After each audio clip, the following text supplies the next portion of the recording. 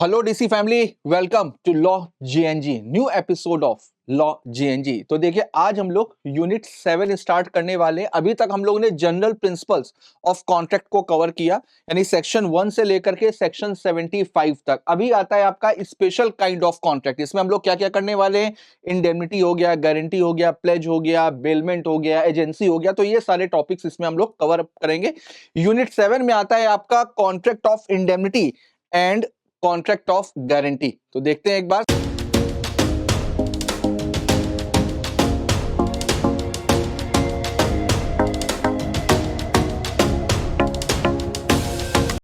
Section 124 से section 147 तक ये आपका कवर अप करता है contract of indemnity and guarantee. तो देखिए, इस पूरे चैप्टर में पूरी रेल बनी हुई है। इस पूरी रेल में हम लोग क्या क्या चीजें कवर अप करने वाले हैं। तो contract of indemnity, contract of guarantee, nature of sureties liability, continue guarantee, discharge of surety, rights of surety, यानी टोटल मिलाकर के अगर देखा जाए तो 6 टॉपिक है। अगर हमें पहले से ही पता है ना इस यूनिट में हमें कितने टॉपिक पढ़ने हैं, तो दिमाग में कहीं ना कहीं रहता है कि हाँ यार, ये चीज यहां थी या ये चीज यहां थी, या इस यूनिट में केवल 6 टॉपिक थे, तो उससे रिवीजन करने में आसानी होती है। तो केवल हम लोगों को ये 6 टॉपिक डिस्कस करने हैं आपके यूनिट 7 में। तो एक बार फटाफट से देखते हैं। सबसे पहले देखते हैं contract of indemnity. Contract of indemnity का मतलब क्या होता है? देखिए, कॉन्ट्रैक्ट ऑफ इंडेमनिटी का पर्पस क्या होता है, ऑब्जेक्ट क्या होता है? किसी को नुकसान से बचाना। जब कोई भी एक पर्सन किसी दूसरे पर्सन को प्रॉमिस करता है, किस बात का प्रॉमिस करता है? कि उसकी वजह से या किसी और की वजह से अगर सामने वाली पार्टी को कोई भी नुकसान हुआ तो उसको हम कॉम्पनसेट करेंगे। This is called contract of indemnity. यानी कॉन्ट्रैक्ट ऑफ इंडेमनिटी में किसी को नुकसान से बचाने के लिए प्रॉमिस किया जाता है। तो एक बार देखते हैं contract of indemnity. A contract by which one party promises to save the other from loss caused to him by the conduct of the promiser himself। यानी कि अगर प्रॉमिसर के खुद की वजह से नुकसान हो रहा है या किसी दूसरे पर्सन की वजह से नुकसान हो रहा है, और bye the conduct of any other person. ठीक है, तो कॉन्ट्रैक्ट ऑफ इंडेमनिटी में खुद की तरफ से अगर कोई लॉस हो रहा है, इसका भी कॉन्ट्रैक्ट हो सकता है, या अगर कोई तीसरे पर्सन की वजह से अगर कोई नुकसान हो रहा है तो उसको भी इसमें कवर अप किया जा सकता है। इसका सबसे अच्छा एग्जांपल होता है बेटा इंश्योरेंस। इंश्योरेंस में क्या होता है? इंश्योरेंस कंपनी कहती है ना, इंश्योरेंस कंपनी कहती है अगर आपकी तबियत खराब हुई, अगर आप हॉस्पिटलाइज हुए, तो हम आपको इतने रुपए देंगे। ठीक है, तो किसी को नुकसान, किसी के नुकसान की भरपाई करने के जो कॉन्ट्रैक्ट होते हैं उसको बोला जाता है कॉन्ट्रैक्ट ऑफ इंडेमनिटी, सेक्शन 124। तो देखते हैं, सबसे पहले इंडेमनिटी में 3 चीजें इंपॉर्टेंट है। एक तो सिक्योरिटी अगेंस्ट लॉस, यानी किसी को नुकसान से बचाना, to make the good loss, उस लॉस को कॉम्पनसेट करना, to compensate the party who has suffered some loss. तो अगर जितना नुकसान हुआ है उसके भरपाई की बात करी जाती है। To indemnify means to compensate और make good the loss. Thus, under a contract of indemnity, the existence of loss is essential। तो बेटा, जब किसी को नुकसान से बचाने की बात करी जा रही है तो नुकसान होना भी तो जरूरी है।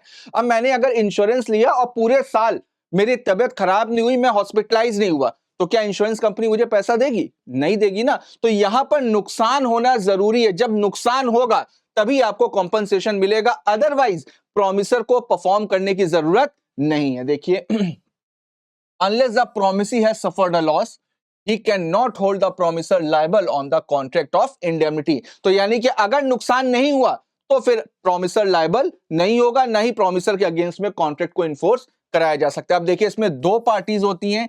एक होता है इंडेमनीफायर। इंडेमनीफायर का मतलब क्या हुआ? प्रॉमिसर, जो प्रॉमिस कर रहा है, जो प्रॉमिस कर रहा है उसको बोला जाता है इंडेमनीफायर, यानी promises to indemnify save the other party from loss. Indemnified या इंडेमनिटी होल्डर, इसको बोलते हैं जिसको प्रॉमिस किया जा रहा है, यानी कि जो प्रॉमिसी होगा उसको बोला जाएगा इंडेमनिफाइड या इंडेमनिटी होल्डर भी आप बोल सकते हो। देख लेते हैं एक एग्जांपल इसका। Vishal make contract to indemnify Vibha against the consequences of any proceeding which Karan may take against Vibha. अब देखिए, विशाल यहां पर विभा से क्या कह रहा है कि अगर करण ने तुम्हारे अगेंस्ट में प्रोसीड किया, यानी अगर करण ने तुम्हारे अगेंस्ट में कोर्ट में कोई भी केस फाइल किया, क्यों केस फाइल करेगा? क्योंकि 5,000 रुपए करण ने विभा को उधार दिए हुए थे। Advance 5,000 by Karan to Vibha. In consequence, when Vibha, who is called upon to pay the sum of money to Karan, fails to do so, Karan would be able to recover the amount from Vishal as provided in section 124. तो जैसे ही विभा को order दिया जाएगा कि भाई तुम्हें करण को 5,000 रुपए देने हैं, वैसे ही यहां पर विशाल की लायबिलिटी अराइज हो जाएगी, विशाल को 5,000 रुपए पे करने पड़ेंगे, राइट। आगे देखते हैं। अब देखिए scope of contract of indemnity. तो सबसे पहले which losses are covered in contract of indemnity, यानी कितने तरीके के लॉसेस कवर्ड होते हैं। तो सबसे पहले loss caused by the conduct of the promisor himself, यानी प्रोमिसर की वजह से अगर कोई भी नुकसान हो रहा है, या loss caused by the conduct of any other person, या थर्ड पार्टी की वजह से अगर कोई लॉस हो रहा है, loss occasioned by an accident not caused by any person और an act of God natural event is not covered.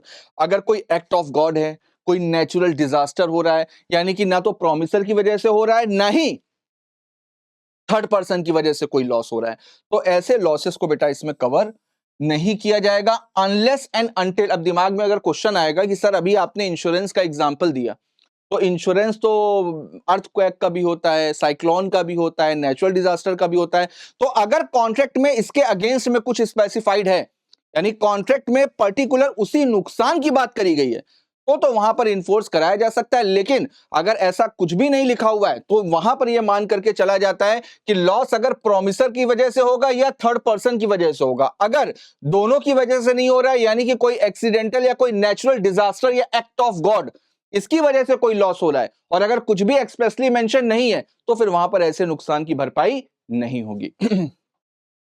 आगे देखते हैं mode of contract of indemnity. तो सबसे पहले a contract of indemnity is said to be express, express भी हो सकता है और इंप्लाइड भी हो सकता है। When a person expressly promises to compensate the other from loss, यानी यहां पर एक्सप्रेसली मेंशन किया जा रहा है। When it is to be inferred from the conduct of the parties और from the circumstances of the case, यानी कि अगर सर्कमस्टेंसेस या पार्टीज की कंडक्ट की वजह से अगर कोई भी गारंटी क्रिएट हो रही है, या सॉरी कोई भी इंडेमनिटी क्रिएट हो रही है, ठीक है। तो चलिए इसका एक एग्जांपल ले लेते हैं। जैसे अगर मान लीजिए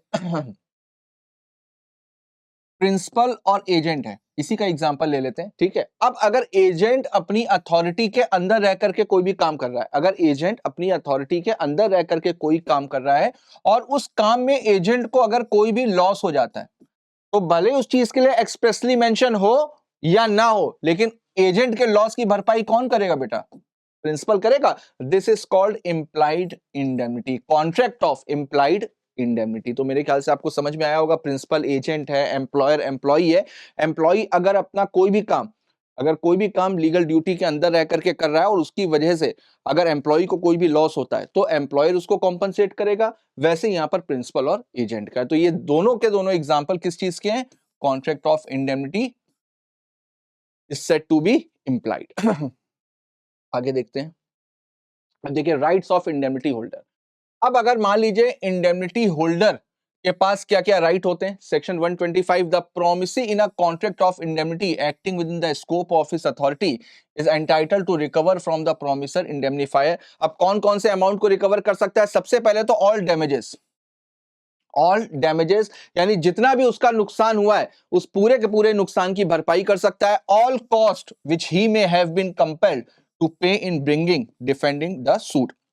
अगर उसने कोई सूट फाइल किया है, या कोई भी सूट में वो डिफेंडेंट है, तो अपने आप को डिफेंड करने में या सूट फाइल करने में जितनी भी कॉस्ट लगी है, उस कॉस्ट को रिकवर कर सकता है। तीसरा, ऑल सम्स विच ही में have paid under the terms of any compromise of the suit. अब अगर मान लीजिए कोई भी सूट हुआ, वहां पर अगर कोई भी सेटलमेंट हुआ है, कोई भी कॉम्प्रोमाइज हुआ है, तो उस सेटलमेंट में जितना अमाउंट डिसाइड हुआ है, उस अमाउंट को वो इंडेमनीफायर से यानी कि प्रोमिसर से रिकवर कर सकता है। कि देखते हैं commencement of liability of an indemnifier as soon as the liability of indemnity holder becomes absolute। ये बहुत इंपॉर्टेंट पॉइंट है बेटा, इसको बहुत ध्यान से समझना।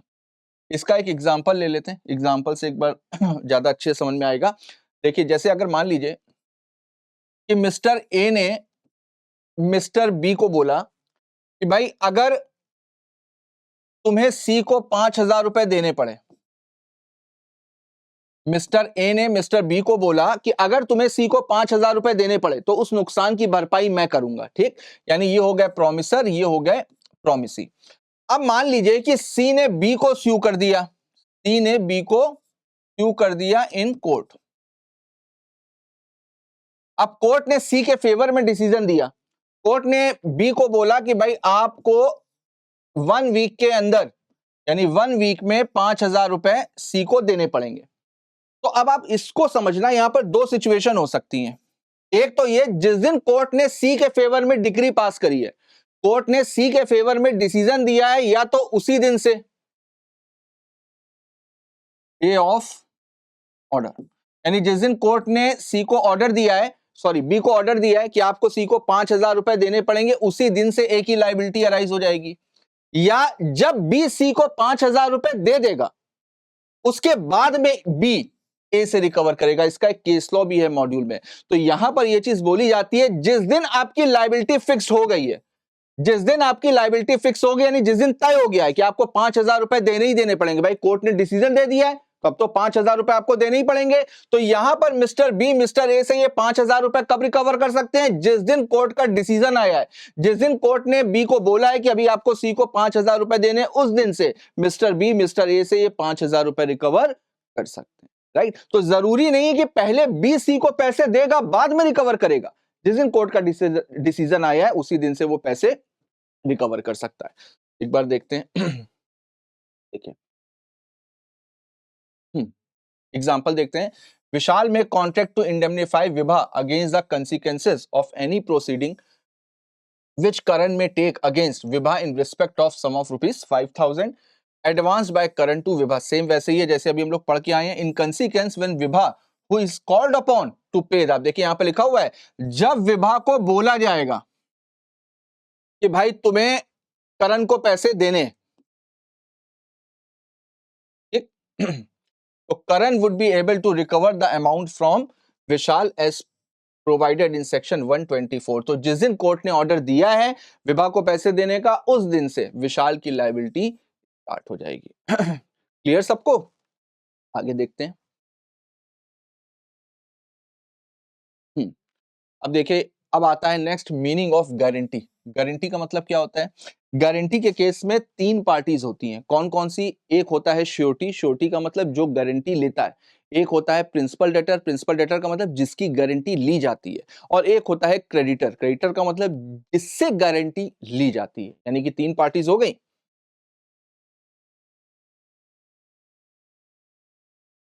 Principal debtor, creditor and surety. Surety guarantee लेता है क्रेडिटर से। किसकी गारंटी लेता है बेटा? प्रिंसिपल डेटर की, ठीक है। तो गारंटी के केस में 3 पार्टीज होती हैं। जैसे इंडेमनिटी में नुकसान की भरपाई की बात करी जा रही है, यहां पर भी नुकसान की भरपाई करी जा रही है। क्यों? क्योंकि श्योरिटी क्रेडिटर से बोल रहा है कि अगर प्रिंसिपल डेटर ने डिफॉल्ट किया तो उसके नुकसान की भरपाई हम करेंगे। लेकिन बस फर्क क्या है? इंडेमनिटी में 2 पार्टीज इन्वॉल्व होती हैं, जबकि गारंटी में 3 पार्टीज का इन्वॉल्वमेंट होता है। देखते हैं एक बार contract of guarantee. A contract to perform the promise made or discharge the liability of a third person in case of his default। देखते हैं पार्टीज टू कॉन्ट्रैक्ट। अभी मैंने बताया 3 पार्टीज इन्वॉल्व होती हैं। Surety who gives the guarantee, principal debtor person in respect of whose default in the guarantee is given, और तीसरा होता है creditor person to whom the guarantee is given. अब देखते हैं, देखिए कॉन्ट्रैक्ट ऑफ गारंटी में 3 तरह के एग्रीमेंट होते हैं। एक हो गया प्रिंसिपल डेटर, एक हो गया आपका क्रेडिटर, और एक हो गया आपका श्योरिटी, ठीक। अब देखो, श्योरिटी ने गारंटी ली क्रेडिटर से, ठीक है। तो एक कॉन्ट्रैक्ट तो ये हो गया, कॉन्ट्रैक्ट नंबर 1, ठीक है। कॉन्ट्रैक्ट नंबर 1 ये हो गया। दूसरा, प्रिंसिपल डेटर ने क्रेडिटर से कुछ ना कुछ लोन लिया होगा, कोई ना कोई रीजन होगा, तभी तो श्योरिटी गारंटी ले रहा है। तो एक कॉन्ट्रैक्ट ये हो गया, कॉन्ट्रैक्ट 2, ठीक।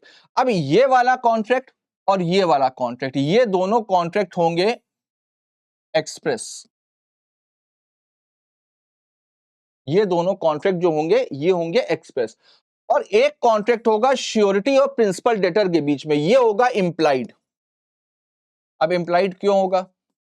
देखो, अगर प्रिंसिपल डेटर डिफॉल्ट करेगा, अगर प्रिंसिपल डेटर डिफॉल्ट करेगा तो इसके कॉन्ट्रैक्ट में परफॉर्म किसको करना पड़ेगा? श्योरिटी को करना पड़ेगा। जैसे प्रिंसिपल डेटर ने क्रेडिटर से 10,000 रुपए का लोन लिया और गारंटी किसने ली है? श्योरिटी ने गारंटी ली है। तो अब अगर प्रिंसिपल डेटर क्रेडिटर को ये 10,000 रुपए नहीं देता है, उस केस में क्या होगा? उस केस में क्रेडिटर श्योरिटी से 10,000 मांगेगा, तो श्योरिटी को तो देने पड़ेंगे क्रेडिटर को, लेकिन बाद में श्योरिटी के पास में ये राइट है कि वो प्रिंसिपल डेटर से ये 10,000 रुपए रिकवर कर सकता है। तो ये अगर किसी कॉन्ट्रैक्ट में लिखा हो या ना लिखा हो, ये इंप्लाइड है, ये बाय लॉ है कि श्योरिटी के पास में राइट है कि अगर उसने प्रिंसिपल डेटर के बिहाफ पर पैसा दिया है तो बाद में वो प्रिंसिपल डेटर से उस अमाउंट को रिकवर कर सकता है। क्लियर? आगे देखते हैं। तो इसी वजह से यहां पर बोला जाता है कि 3 तरीके के कॉन्ट्रैक्ट होते हैं। देखिए, प्रिंसिपल कॉन्ट्रैक्ट किसके बीच में होगा? प्रिंसिपल डेटर के बीच में और क्रेडिटर के बीच में। सेकेंडरी कॉन्ट्रैक्ट किसके बीच में होगा? क्रेडिटर और श्योरिटी के बीच में। और इंप्लाइड कॉन्ट्रैक्ट होगा श्योरिटी और प्रिंसिपल डेटर के बीच में। आगे देखते हैं। अब देखिए एसेंशियल फीचर्स ऑफ कॉन्ट्रैक्ट। अब एसेंशियल फीचर क्या है? सबसे पहले तो प्रिंसिपल डेट होना चाहिए। प्रिंसिपल डेट का बेटा मतलब क्या हो गया?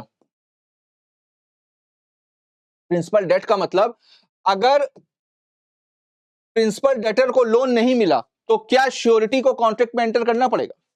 क्या श्योरिटी को परफॉर्म करना पड़ेगा? नहीं। क्यों? क्योंकि वो क्रेडिटर से इसी बात की तो गारंटी ले रहा है कि भाई अगर प्रिंसिपल डेटर ने डिफॉल्ट किया, तो अगर प्रिंसिपल डेटर को लोन नहीं मिला या उसका कॉन्ट्रैक्ट पूरा नहीं हुआ, तो फिर वहां पर श्योरिटी को भी परफॉर्म करने की जरूरत नहीं है। तो सबसे इंपॉर्टेंट चीज है कि प्रिंसिपल डेट होना चाहिए। देखिए, there should be someone liable as a principal debtor and the surety undertakes to be liable on his default. If there is no principal debt, there can be no valid guarantee. तो अगर principal date ही नहीं है तो फिर guarantee का कोई भी मतलब नहीं होता है।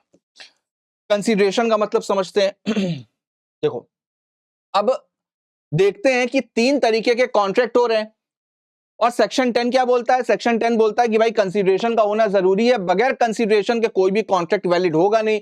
तो क्या इन तीनों कॉन्ट्रैक्ट में कंसीडरेशन है? तो एक बार देख लेते हैं। तो सबसे पहला जो प्राइमरी कॉन्ट्रैक्ट है वो कौन सा है? प्रिंसिपल डेटर और क्रेडिटर के बीच का।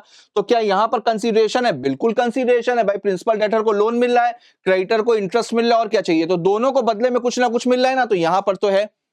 अब देखते हैं श्योरिटी और क्रेडिटर वाले में क्या है। बिल्कुल क्रेडिटर को श्योरिटी मिल रही है, क्रेडिटर को सेटिस्फेक्शन मिल रहा है। किस बात का सेटिस्फेक्शन मिल रहा है? कि भाई मेरा पैसा सुरक्षित है, मेरा पैसा सेफ है। अगर कल को प्रिंसिपल डेटर ने डिफॉल्ट किया तो हम श्योरिटी का गला पकड़ेंगे और श्योरिटी से पैसे रिकवर करेंगे। तो ये यहां पर सेटिस्फाइड हो रहे हैं इनको। अब क्वेश्चन ये उठता है कि यार श्योरिटी इतनी बड़ी लायबिलिटी ले रहा है, इतनी बड़ी सरदर्दी ले रहा है, इतना हेडेक ले रहा है कि प्रिंसिपल डेटर की गारंटी ले रहा है, तो उसको कुछ मिल रहा है क्या? भाई उसको तो कुछ नहीं मिल रहा, उसकी जेब से केवल और केवल जा रहा है।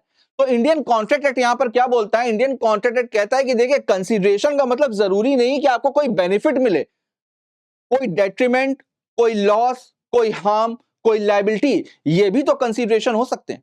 ठीक, तो यहां पर प्रिंसिपल डेटर को जो लोन मिल रहा है, यहां पर प्रिंसिपल डेटर को जो सेटिस्फेक्शन मिल रहा है, जो लोन मिल रहा है, उसका पूरा होना ही श्योरिटी के लिए कंसीडरेशन माना जाएगा। तो श्योरिटी का ऑब्जेक्ट क्या था? गारंटी लेने का। उसका ऑब्जेक्ट ये था कि भाई प्रिंसिपल डेटर जो चाह रहा है वो उसको मिल जाए। तो अगर ये लोन चाह रहा है, इसको लोन मिल रहा है, ये जॉब की गारंटी ले रहे हैं तो इनको जॉब मिल रही है, तो इनको जो कुछ भी बेनिफिट मिल रहा है वही इनके लिए कंसीडरेशन होगा। मेरी बात समझ में आई सबको? आगे देखते हैं एक बार। तो देखिए, a guarantee without consideration is void, but there is no need for a direct consideration between the surety and the creditor. Consideration received by the principal debtor is sufficient consideration to the surety for giving the guarantee. देखिए वही चीज लिखी जो मैंने बताई। तो यहां पर प्रिंसिपल डेटर को जो कंसीडरेशन मिल रही है उसी को ही कंसीडरेशन मान लिया जाएगा श्योरिटी के लिए। Past consideration is no consideration for the contract of guarantee. देखिए, अगर पास्ट में कोई डेट लिया गया है तो पास्ट कंसीडरेशन को यहां पर कंसीडर नहीं किया गया है। Even if the principal debtor is incompetent to contract the guarantee is valid, but if surety is incompetent to contract the guarantee is void. अब अगर मान लीजिए कि प्रिंसिपल डेटर माइनर है, मान लीजिए प्रिंसिपल डेटर माइनर है तो क्या गारंटी वैलिड होगी? बिल्कुल वैलिड होगी, क्योंकि कॉन्ट्रैक्ट किसके किसके बीच में हुआ है? श्योरिटी के बीच में और क्रेडिटर के बीच में। तो श्योरिटी तो फिट है ना, श्योरिटी तो कॉम्पिटेंट टू कॉन्ट्रैक्ट है। तो फिर ऐसी सिचुएशन में अगर प्रिंसिपल डेटर माइनर भी है तो भी गारंटी वैलिड होगी, कॉन्ट्रैक्ट ऑफ गारंटी वैलिड होगा। लेकिन अगर श्योरिटी माइनर है, श्योरिटी इनकॉम्पिटेंट टू कॉन्ट्रैक्ट है, तो फिर गारंटी वैलिड होगी। आगे देखते हैं एग्जिस्टेंस ऑफ लायबिलिटी। देखिए जो लायबिलिटी है वो एग्जिस्ट करनी चाहिए। जो लायबिलिटी यानी जिस लायबिलिटी की श्योरिटी गारंटी ले रहा है वो एग्जिस्ट होनी चाहिए, टाइम बार्ड नहीं होनी चाहिए। देखिए there must be an existing liability और a promise whose performance is guaranteed. The liability must be legally enforceable and not time barred. यानी अगर कोई डेट टाइम बार्ड हो चुका है तो फिर उसकी गारंटी वैलिड नहीं होगी। देखिए no misrepresentation of or concealment under section 142 and 143। section 142 and 143 क्या बोलते हैं कि भाई आप श्योरिटी किसी दूसरे के लोन की गारंटी ले रहा है, तो यहां पर अगर श्योरिटी से कुछ भी छुपाया गया है या किसी भी तरीके का मिसरिप्रेजेंटेशन है तो फिर गारंटी वैलिड नहीं होगी। श्योरिटी को आपको सारे के सारे फैक्ट्स, सारी की सारी चीजें डिस्क्लोज करनी पड़ेंगी। देखिए any guarantee which has been obtained by means of misrepresentation made by the creditor or with his knowledge and assent concerning a material part of the transaction is invalid। अगर कोई important part of transaction है वो surety से छुपाया गया है, disclose नहीं किया गया या झूठ बोला गया है, तो ऐसी सिचुएशन में गारंटी कभी भी वैलिड नहीं होगी। Any guarantee which the creditor has obtained by means of keeping silence as to material circumstances is invalid। तो यहां पर अगर साइलेंट है तो भी उसको इनवैलिड माना गया है। अब देखिए ज्वाइनिंग ऑफ द अदर को श्योरिटीज। अब मान लीजिए मिस्टर ए मिस्टर बी से लोन ले रहे हैं, ठीक है, तो मिस्टर बी ने बोला कि भाई 3 लोगों की गारंटी चाहिए, सी डी और ई, 3 लोगों की गारंटी चाहिए, ठीक। अब मान लीजिए सबसे पहले सी ने साइन कर दिए, डी और ई ने साइन नहीं किए। सबसे पहले सी ने साइन कर दिया, तो सी की लायबिलिटी कब अराइज होगी? जब डी और ई ज्वाइन कर लेंगे। अगर डी और ई ने ज्वाइन नहीं किया तो फिर सी की भी कोई भी लायबिलिटी नहीं होगी। देखिए where a person gives a guarantee upon a contract that the creditor shall not act upon it until another person has joined it as a co-surety, the guarantee is not valid if that other person does not writing not necessary. तो बेटा guarantee जो है वो oral भी हो सकती है और राइटिंग में भी हो सकती है। आगे देखते हैं टाइप ऑफ गारंटी, कितने तरीके की गारंटी होती है? Specific guarantee and continuing guarantee.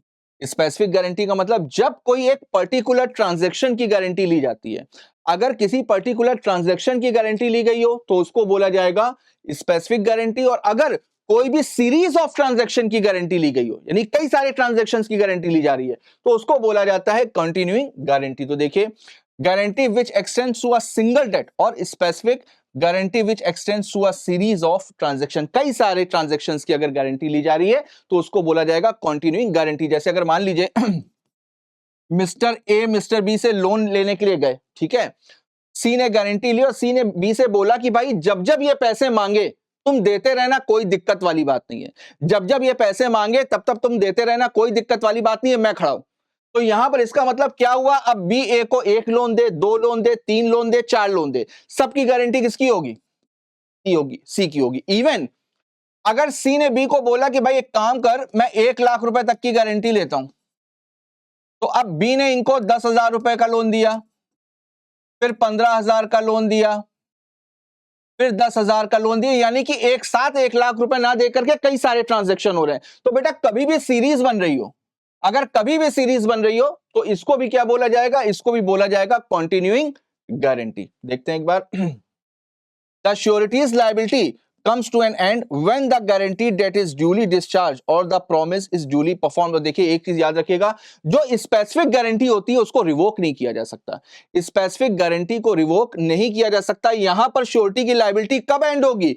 जब गारंटी डेट पूरी तरीके से डिस्चार्ज हो जाएगा, right. It applies not to a specific number of transaction but to any number of transaction and makes the surety liable for the unpaid balance at the end of guarantee। तो यहां पर क्या आपसे पूछा जाए कि क्या कंटिन्यूइंग गारंटी को रिवोक किया जा सकता है? यस, किया जा सकता है, लेकिन जो पास्ट वाले ट्रांजैक्शन है उसके लिए गारंटी बनी रहेगी। फ्यूचर ट्रांजैक्शंस के लिए आप रिवोक कर सकते हैं। जैसे सी ने बी से 1 लाख रुपए तक की गारंटी ली, अब इन्होंने 10,000 का एक लोन लिया, 15 का एक लोन लिया, 10 का एक लोन लिया, टोटल मिला के कितना हो रहा है? 35,000 का हो रहा है। अब सी को थोड़ा सा डाउट हुआ ए के ऊपर, सी ने बी को बोला कि भाई अब से मेरी कोई गारंटी नहीं। तो अब जब सी मना कर रहा है कि अब से मेरी कोई गारंटी नहीं, लेकिन ये 35,000 का लोन तो दिया जा चुका है ना, तो इसकी गारंटी सी के लिए बनी रहेगी, लेकिन फ्यूचर ट्रांजैक्शन के लिए उसने अपनी गारंटी को कैंसिल कर दिया। आगे देखते हैं। देखिए डिफरेंस दिया हुआ है contract of indemnity and contract of guarantee में, देख लेते हैं। तो सबसे पहले तो number of parties to contract, इसमें मैंने आपको बताया 2 पार्टीज होती हैं, इसमें 3 पार्टीज होती हैं। Nature of liability, the liability of the indemnifier is primary and unconditional. यहां पर इंडेमनीफायर की जो रिस्पॉन्सिबिलिटी होती है, जो लायबिलिटी होती है, वो अनकंडीशनल होती है कि अगर ऐसा हुआ तो उसको परफॉर्म करना पड़ेगा। लेकिन यहां पर श्योरिटी की लायबिलिटी हमेशा सेकेंडरी होती है। क्यों? क्रेडिटर पहले पैसा किससे मांगेगा? क्रेडिटर हमेशा पहले पैसा मांगेगा प्रिंसिपल डेटर से, ऐसा नहीं कि वो डायरेक्टली पहुंच जाएगा श्योरिटी के पास में। तो अगर ये पूछा जाए कि प्राइमरी लायबिलिटी किसकी होती है, तो प्राइमरी लायबिलिटी हमेशा होती है प्रिंसिपल डेटर की।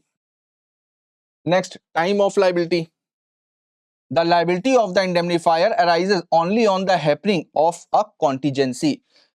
The liability arises only on the non-performance of an existing promise or non-payment of an existing debt। तो यहां पर अगर कोई कॉन्टिजेंसी होगी तब लायबिलिटी अराइज होगी। वहां पर लायबिलिटी कब अराइज होगी? जब एग्जिस्टिंग ऑब्लिगेशन को कोई भी पर्सन पूरा नहीं करेगा तो वहां पर लायबिलिटी अराइज होगी। टाइम टू एक्ट, यहां पर एक्ट कब करना पड़ेगा?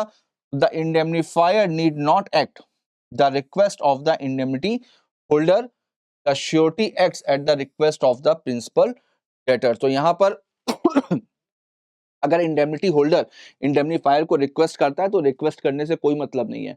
जब तक कॉन्टिजेंसी अराइज नहीं होगी तब तक परफॉर्म करने की जरूरत नहीं है। लेकिन यहां पर श्योरिटी कब एक्ट करेगा? श्योरिटी एक्ट करेगा प्रिंसिपल डेटर के रिक्वेस्ट पे। आगे देखते हैं, right to sue third party. तो देखिए, indemnifier can not sue a third party for loss in his own name as there is no privity of contract. Such a right would arise only if there is an assignment in his favor। तो जब तक बेटा assignment नहीं होगा तब तक privity of contract वाला rule applicable होगा, यानी थर्ड पर्सन लायबल नहीं होगा और ना ही थर्ड पर्सन सूट फाइल कर सकता और ना ही इंडेमनीफायर थर्ड पार्टी को स्यू कर सकता है। लेकिन यहां पर श्योरिटी ने कॉन्ट्रैक्ट किसके साथ में किया था? क्रेडिटर के साथ में, लेकिन प्रिंसिपल डेटर के साथ में इंप्लाइड कॉन्ट्रैक्ट था, तो इस वजह से श्योरिटी प्रिंसिपल डेटर को स्यू कर सकता और श्योरिटी के पास में सारे के सारे वही राइट्स आ जाते हैं जो क्रेडिटर के पास में थे। Purpose, reimbursement of loss for the security of the creditor. Indemnity का पर्पस क्या होता है? रिइंबर्समेंट ऑफ लॉस, यानी किसी को नुकसान हुआ तो उसको पैसे वापस करना। यहां पर पर्पस क्या होता है? क्रेडिटर को सिक्योरिटी प्रोवाइड करना। कॉम्पिटेंसी टू कॉन्ट्रैक्ट, यहां पर सारी की सारी पार्टीज कॉम्पिटेंट होनी चाहिए।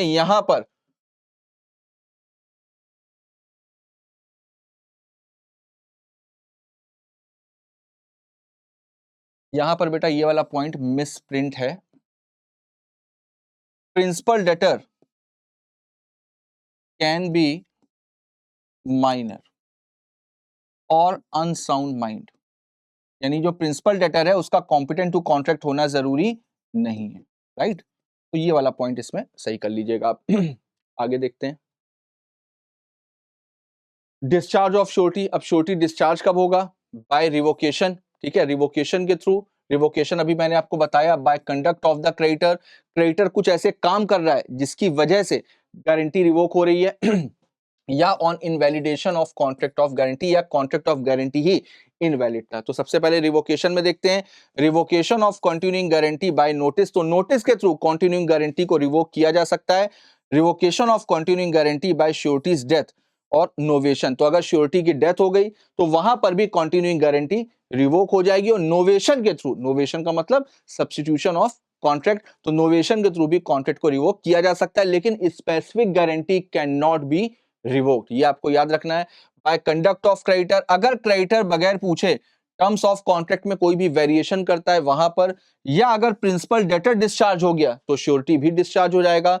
When creditor compounds gives time to agree not to sue principal debtor, अगर क्रेडिटर प्रिंसिपल डेटर के साथ में कोई भी कॉम्प्रोमाइज करता है या उसके साथ इस तरीके का कोई अरेंजमेंट करता है या इस तरीके का कोई भी प्रॉमिस करता है कि मैं प्रिंसिपल डेटर को स्यू नहीं करूंगा, तो वहां पर भी श्योरिटी डिस्चार्ज हो जाएगा। दूसरा, अगर क्रेडिटर ने कुछ भी ऐसा काम किया जिसकी वजह से श्योरिटी के पास में जो रेमेडी है उसको अगर कोई भी नुकसान हो रहा है तो वहां पर भी श्योरिटी अपनी लायबिलिटी से फ्री हो जाएगा। देखिए अब यहां पर on invalidation of contract of guarantee, अगर गारंटी ऑब्टेन करिए कैसे, मिसरिप्रेजेंटेशन से, गारंटी ऑब्टेन करिए कैसे, कंसीलमेंट यानी किसी बात को छुपाया गया है, या guarantee on contract that creditor shall not act on it until को श्योरिटी ज्वाइन, जब तक को श्योरिटी ज्वाइन नहीं करते हैं तब तक श्योरिटी की लायबिलिटी अराइज नहीं होती है। तो ये सारे पॉइंट्स हैं, ऐसे डिस्चार्ज ऑफ श्योरिटी है। अब राइट्स क्या होता है, तो श्योरिटी के राइट्स तीन तरीके के होते हैं, against the principal debtor, against the creditor और against the co-sureties. Principal debtor के अगेंस्ट में देखते हैं राइट ऑफ सब्रोगेशन, सब्रोगेशन का राइट होता है। सब्रोगेशन का मतलब एक की जगह पर दूसरे का आ जाना, यानी कि जब श्योरिटी कॉन्ट्रैक्ट में परफॉर्म करेगा, यानी कि जब वो क्रेडिटर को पैसे देगा तो श्योरिटी क्रेडिटर की जगह पे आ जाएगा और बाद में वो प्रिंसिपल डेटर से अमाउंट को रिकवर कर सकता है, तो सब्रोगेशन का भी राइट होता है।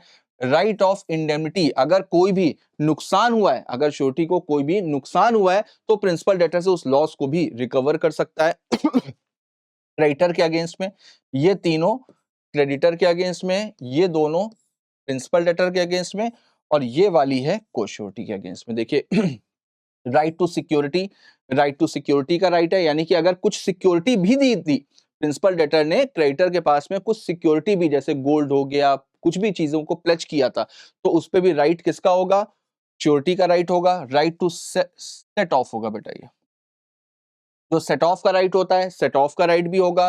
Right to share reduction, right to share reduction का मतलब जैसे प्रिंसिपल डेटर इंसॉल्वेंट हो गया, प्रिंसिपल डेटर इंसॉल्वेंट हो गया और प्रिंसिपल डेटर की एसेट से केवल 20% अमाउंट निकला, तो 20% किसके पास में चला जाएगा, क्रेडिटर के पास में चला जाएगा, बाकी पैसा श्योरिटी देगा। तो अगर कोई भी रिडक्शन हो सकता है शेयर में तो उस रिडक्शन का भी राइट श्योरिटी के पास में है, और को श्योरिटी के अगेंस्ट में होता है राइट टू कंट्रीब्यूशन, यानी कि बाकी के जो श्योरिटीज हैं उनसे उस अमाउंट को रिकवर कर सकता है। एग्जाम्पल एक बार देख लेते हैं। देखिए Asha and Vidushi are very good friends.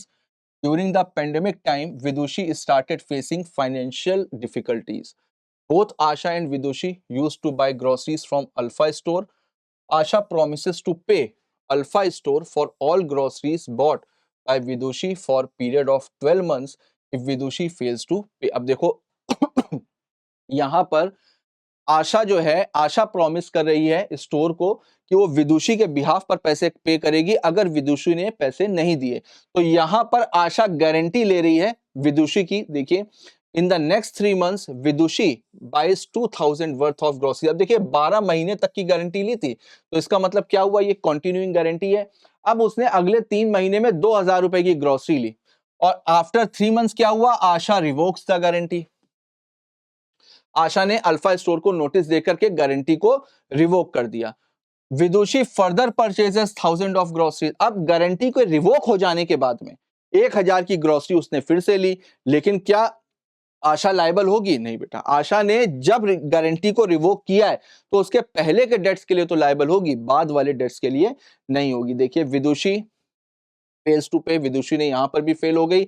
Asha is not liable for rupees 1000 of purchase that was made after the notice, but she is liable for 2000 for purchase made before the notice. तो notice के पहले के जो date थे उसके लिए तो liability होगी, लेकिन नोटिस के बाद वाले डेट के लिए लायबिलिटी नहीं होगी। ठीक है, नेक्स्ट को श्योरिटी का एक एग्जांपल देख लेते हैं। देखिए Ayush, Vikram and Chandra as sureties for Devinder. तो यहां पर देविंदर के लिए ये तीनों लोग श्योरिटी बन रहे हैं। अब एक से ज्यादा है तो इसका मतलब ये तीनों क्या हुए, ये तीनों को श्योरिटीज हुए। इन तीनों ने डिफरेंट बॉन्ड्स फाइल किए। देखिए ईच इनफ डिफरेंट पेनाल्टी, और सबके लिए अलग अलग, यानी सबने अलग अलग अमाउंट की गारंटी ली है। देखिए आयुष ने कितने की ली है, 1 लाख रुपए की। विक्रम ने कितनी ली है, 2 लाख रुपए की। चंद्रा ने कितनी ली है, 4 लाख रुपए की। अब देखो ये जो गारंटी का अलग अलग अमाउंट है ना, तो यहां पर ये मैक्सिमम अमाउंट है, यानी इनकी गारंटी मैक्सिमम कितने अमाउंट तक की रहेगी, 1 लाख के लिए। इनकी गारंटी मैक्सिमम कितने अमाउंट के लिए रहेगी, 2 लाख के लिए। और चंद्रा की कितने के लिए रहेगी, मैक्सिमम 4 लाख रुपए के लिए। ठीक, अब देखिए अगर देवेंद्र ने डिफॉल्ट किया, अब देवेंद्र ने डिफॉल्ट कर दिया, कितने का डिफॉल्ट किया, 3 लाख का डिफॉल्ट किया है। तो अगर 3 लाख का डिफॉल्ट किया है तो फिर यहां पर कैलकुलेट किया जाएगा कि बेटा किसकी कितनी गारंटी बनेगी। तो देखो आयुष ने सबसे पहले कितने की गारंटी ली थी, 1 लाख की गारंटी ली थी। विक्रम ने कितने की ली थी, 2 लाख रुपए की ली थी। और इन्होंने कितनी ली थी, 4 लाख। तो इसका मतलब ये नहीं हुआ कि अकेले पूरा का पूरा चंद्रा देगा क्योंकि इसने मैक्सिमम 4 लाख की गारंटी ली हुई है ना। यहां पर क्या होगा, तीनों लोगों को अगर 1-1 लाख रुपए देने पड़े तो क्या तीनों लोगों की गारंटी के लिमिट के अंदर आ रहा है। तो देखिए अगर तीनों लोग 1-1 लाख रुपए देते हैं तो आयुष ने कितने की ली थी, 1 लाख की ली थी, यानी इनकी लिमिट के अंदर है। विक्रम ने 2 लाख की लिमिट, 2 लाख की गारंटी ली थी, इनकी भी लिमिट के अंदर है। और चंद्रा ने 4 लाख की ली थी, इनकी भी लिमिट के अंदर है। तो अगर को श्योरिटीज हैं तो जितना मैक्सिमम उन्होंने गारंटी ली है उसके अंदर के अमाउंट के लिए वो लोग लायबल होंगे। तो यहां पर तीनों लोगों को, आयुष, विक्रम और चंद्रा को 1-1 लाख रुपए देने पड़ेंगे, राइट। तो देखिए उम्मीद है दोनों एग्जाम्पल आपको समझ में आए होंगे। यहां पर आपका यूनिट 7 कंप्लीट होता है। तो नेक्स्ट टर्न पर हम लोग यूनिट 8 के साथ में मिलेंगे नेक्स्ट एपिसोड में, उसको भी हम लोग स्टार्ट करेंगे। तब तक के लिए इसको बहुत अच्छे से एक बार रिवाइज कर लीजिएगा। मॉड्यूल के जो डिस्क्रिप्टिव क्वेश्चंस हैं उनको भी देख लीजिएगा, और इसके कुछ क्वेश्चंस मैंने डिस्क्रिप्शन बॉक्स में डाले हुए हैं, उसको भी एक बार कोशिश करिएगा सॉल्व करने की। तो चलते हैं, मिलते हैं नेक्स्ट एपिसोड में। तब तक के लिए all the best, goodbye, thank you.